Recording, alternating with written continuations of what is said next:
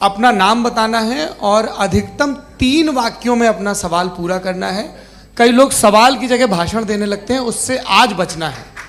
जी मुफ्ती साहब, पहला सवाल आपका, 16 मिनट हैं, हम दोनों लोगों के सवाल लेंगे। जी जी बहुत शुक्रिया। आपकी जो अभी बात हुई बहुत अहम थी, मैं इसको चाहूँगा कि आगे डिस्कस करूँ, लेकिन चूँकि अभी ये वो सेगमेंट है क्रॉस एग्जामिनेशन, तो सबसे पहला सवाल आपसे ये है कि जो मैं इतनी देर से कॉन्टिंजेंसी आर्ग्यूमेंट आपको बता रहा था, ये अकल से ही बता रहा था हजरत, आप ये बताएं कि आप इन्फिनिट रिग्रेस ऑफ कॉजेस को पॉसिबल मानते हैं या नेसेसरी बीइंग के एग्जिस्टेंस को सही समझते हैं, चूंकि 2 ही ऑप्शन हो सकता है, आप ये बताएं। देखिए, आपको मैं ईमानदारी से बात करूं, एक तो मैं कॉन्टिजेंसी वर्ड ठीक से समझता नहीं, और इस वक्त भी जो आपने अंग्रेजी के अल्फाज इस्तेमाल किए वो ज़रा थोड़े से मुझे डिफ़िकल्ट और कॉम्प्लिकेटेड लगे, तो आप ज़रा सिंपल ज़बान में सवाल कर सकते हैं। बिल्कुल कर सकता हूँ जी। यूनिवर्स की हर चीज़ कॉन्टिंजेंट होने का मतलब ये है कि वो अपने एग्जिस्टेंस में किसी के ऊपर जो भी चीज़ डिपेंडेंट होगी वो चीज़ इंडिपेंडेंट नहीं हो सकती, तो उसका कोई ना कोई कॉज होगा। तो अब आप क्या समझते हैं कि ये इन्फिनिट रिग्रेस है, यानी कॉज पर कॉज और कभी कोई यानी ये एंडलेसली चलता रहा? क्योंकि अगर ऐसा होगा तो हम तो एग्जिस्टेंस में आते ही नहीं, लॉजिकली ये मुत्तफक अलैह चीज़ है, मुत्तफक अलैह अग्रीड अपॉन। ओके, इस पे हमने एग्री किया था कि मुश्किल शब्द आएगा तो अर्थ बताना पड़ेगा। तो इन्फिनिट रिग्रेस तो पॉसिबल नहीं है, तो कहीं ना कहीं आपको रुकना पड़ेगा ऐसे नेसेसरी बीइंग पर। नहीं, कोई ज़रूरत नहीं रुकने की। किसने कहा आप रुकना पड़ेगा? आप रुकते हैं खुदा पे, आप नहीं रुकते। आप कहते हैं वो हमेशा से, जब उस वक्त से जब वक्त नहीं था।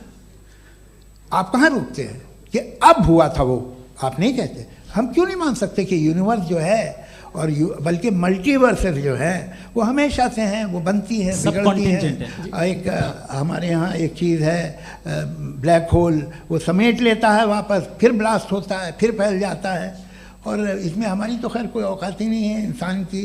एक छोटे से ज़र्रे पे हम 50-60 साल की उम्र रखते हैं, जो करोड़ों अरबों साल की कायनात है उसमें, और पैदा भी नहायत ही बेहुदा वजह से हुए थे।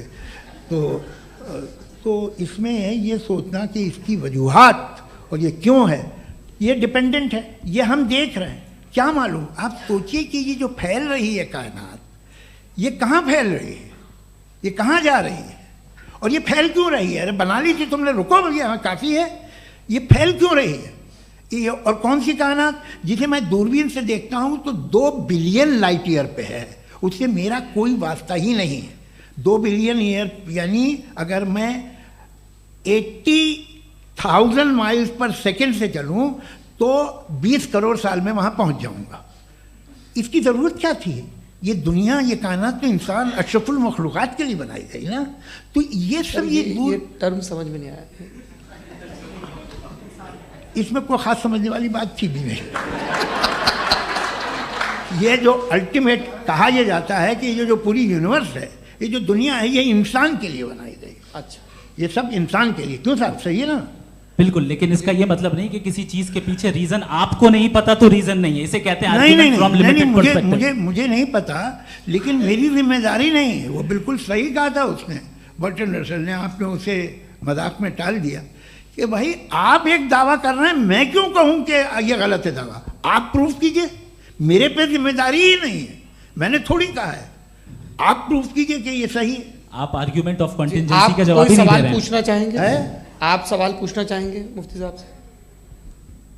क्योंकि ये क्रॉस एग्जामिनेशन का दौर है। आप जैसे पहले बोल रहे थे फेथ को लेकर कुछ, मैं ये पूछना चाहूँगा कि खुदा ने जो भी रेवलेशन किए हैं, एक मज़हब के नहीं बहुत से मज़हबों में किए हैं, अलग अलग रेवलेशन है। कहीं कुछ एक बातें हैं, कॉन्ट्रडिक्शन भी है आपस में, कहीं कुछ आप कर सकते हैं, कहीं कुछ नहीं कर सकते। ऐसा नहीं है कि सबकी कोड ऑफ मॉरल एक है। तो ये किस्सा क्या है? अब आप ये देखिए कि मुझे कभी कभी लगता है कि जो फुटबॉल फाइनल होता है, लाखों लोग होते हैं, फिर वो टीवी कवर कर करोड़ों लोग, अगर उसमें खुदा की एक बूमिंग आवाज़ आ जाती, मैं गॉड हूँ, तो सारे लोग अभी सुन लेते और टीवी पे भी सुन लेते, किस्सा ख़त्म होता। ये इतनी राजदारी क्या है कि तुम सामने कुछ तो सबूत दे दो हमें सॉलिड।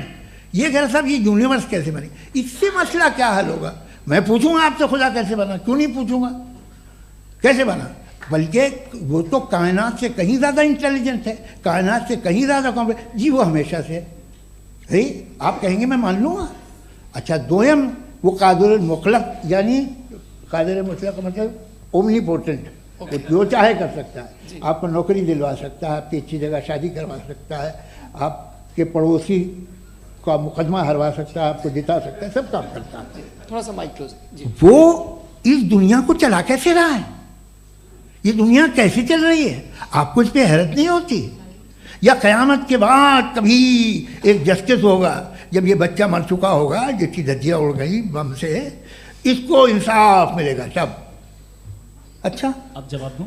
हाँ जी, मैं वही इसीलिए आप ही की तरफ।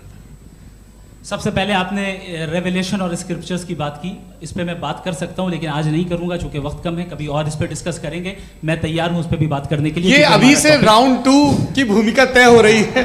डज गॉड एग्जिस्ट राउंड 2 जी। चूंकि आज गॉड के एग्जिस्टेंस पे बात है तो मैं उसी के रिलेटेड जो है आपके सवालात को एंटरटेन भी करूंगा और मैं भी पूछूंगा। आपने कहा कि आपने साबित ही नहीं किया, जबकि आर्ग्यूमेंट ऑफ कॉन्टिंजेंसी बुनियादी आर्ग्यूमेंट है। आप मुझे कॉन्टिजेंसी का मतलब बताइए, आपका मतलब क्या कॉन्टिजेंसी?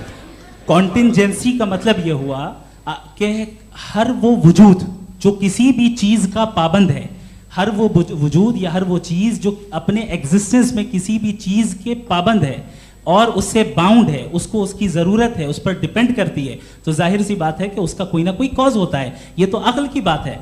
ये आप